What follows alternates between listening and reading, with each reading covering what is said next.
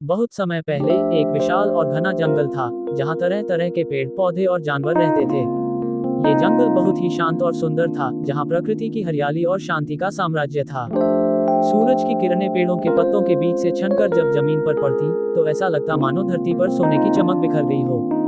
जंगल के बीच में एक छोटी सी नदी बहती थी, जिसका पानी साफ और शीतल था। नदी के किनारे अक्सर जानवर पानी पीने और आराम करने आते थे। जंगल में हर प्रकार के जीव जंतु रहते थे।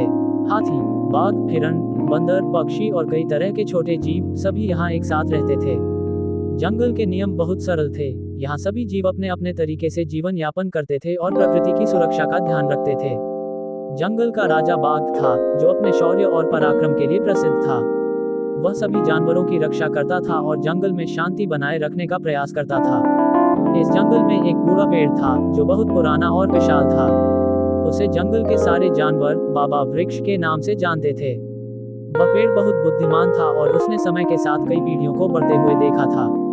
जब भी कोई जानवर किसी समस्या में होता, तो वह बाबा वृक्ष से सलाह लेने जाता था। बाबा वृक्ष ने कई बार जंगल को विपत्ति से बचाया था। वह सभी जानवरों को एकजुट रहने की सलाह देता था, क्योंकि एकता में ही शक्ति है।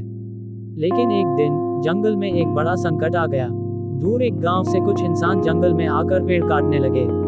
उनके पास बड़े बड़े कुल्हाड़े और मशीनें थीं, जिनसे वे जंगल के पेड़ों को काटते जा रहे थे। ये देखकर जंगल के सभी जानवर बहुत चिंतित हो गए। उन्होंने सोचा कि अगर इंसान इसी तरह पेड़ काटते रहेंगे, तो उनका घर नष्ट हो जाएगा। जानवरों ने बाबा वृक्ष के पास जाकर मदद की गुहार लगाई।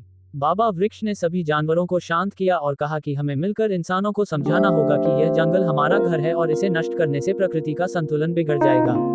सभी जानवरों ने मिलकर एक योजना बनाई। अगले दिन जब इंसान फिर से पेड़ काटने आए, तो सारे जानवर एकत्र होकर उनके सामने खड़े हो गए। बाघ ने अपनी गरजती आवाज में कहा, ये जंगल हमारा घर है, हम इसे नष्ट नहीं होने देंगे। इंसानों ने पहले तो जानवरों की बात नहीं सुनी, लेकिन जब उन्होंने देखा कि जानवर अपने घर को बचाने के लिए कितने दृढ़ हैं, तो वे रुक गए।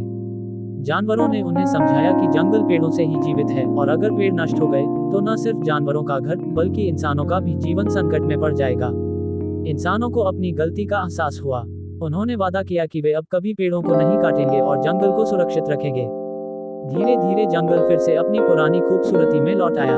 जानवर फिर से हंसी खुशी जीवन जीने लगे और जंगल में शांति और संतुलन बना रहा। बाबा वृक्ष ने सभी को एकजुटता का महत्व समझाया और जंगल में फिर से सुकून भरी जिंदगी शुरू हो गई। इस प्रकार एकता और समझदारी से जंगल को बचाया गया और सभी ने मिलकर यह सुनिश्चित किया कि भविष्य में कोई भी फिर से जंगल को नुकसान न